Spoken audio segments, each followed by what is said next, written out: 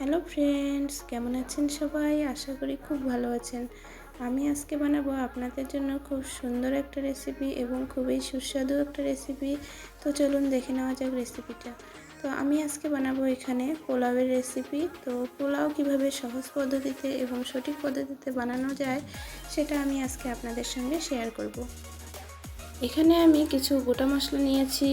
তারপরে আমি এখানে রসুন আর পেঁয়াজগুলো পরিষ্কার করে রেখে দেব। এখানে 4টার মতো এলাচ থেতো করে রেখে দেব।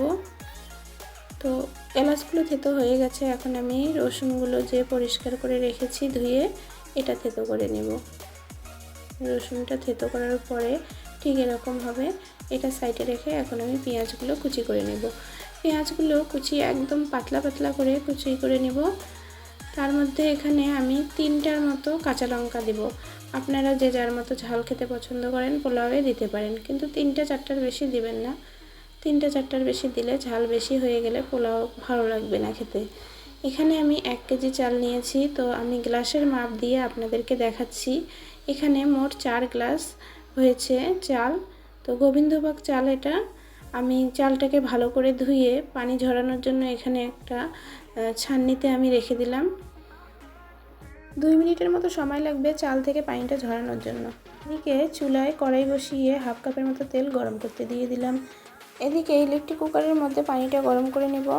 4 গ্লাস চালের বদলে এখানে 8 গ্লাস পানি ইউজ করতে হবে। তো আপনারা যতটা চাল নেবেন তার ডাবল পানি ইউজ করবেন। এখানে আমি 8 গ্লাসের মতো পানি নিয়েছি আর এখানে 1.5 চামচের মতো লবণ দিয়ে পানিটা ফুটিয়ে নেব।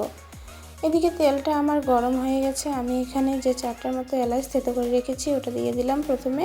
তারপরে 2টা বড় এলাচ, তারপর দালচিনির টুকরো কয়টা, জয়িত্রী আর এখানে 4-5টার মতো লবঙ্গ দিয়ে ভালো করে নাড়াচাড়া করে নেব। তারপরে এখানে পেঁয়াজ কুচিটা দিয়ে দিব। 3টা মিডিয়াম সাইজের পেঁয়াজ এখানে আমি কুচি করেছি। তো এটা দেওয়ার পরে একটু নাড়াচাড়া করার পরে আমি চেরা যে লঙ্কাটা ওটা দিয়ে দেব।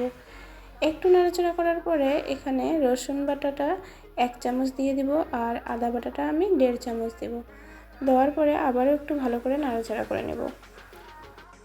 নাড়াচাড়া করতে করতে যখন এরকম হালকা বাদামি কালার চলে আসবে তখন আমি এখানে চালটা দিয়ে দিব। চালটা দেওয়ার পরে আবারও ভালো করে নাড়াচাড়া করে নেব। প্রায় 5 মিনিটের মতো এরকম করে নাড়াচাড়া করতেই থাকা লাগবে যতক্ষণ না পর্যন্ত চালটা একদম ঝরঝরে হচ্ছে। এখানে 2 বড় চামচ এখানে আমি দেশি ঘি দিয়ে দিব। দেশি ঘিটা দেওয়ার পরে আবারও ভালো করে নাড়াচাড়া করে নিতে হবে।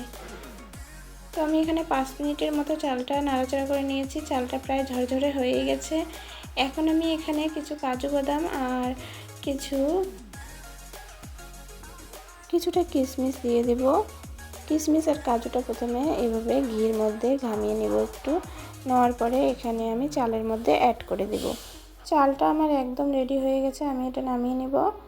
আর এদিকে আমি একটা হাঁড়ি বসিয়ে দিয়েছি। তো এখানে পানিটা দেওয়ার পরে আমি এখানে চালটা দিয়ে দেব।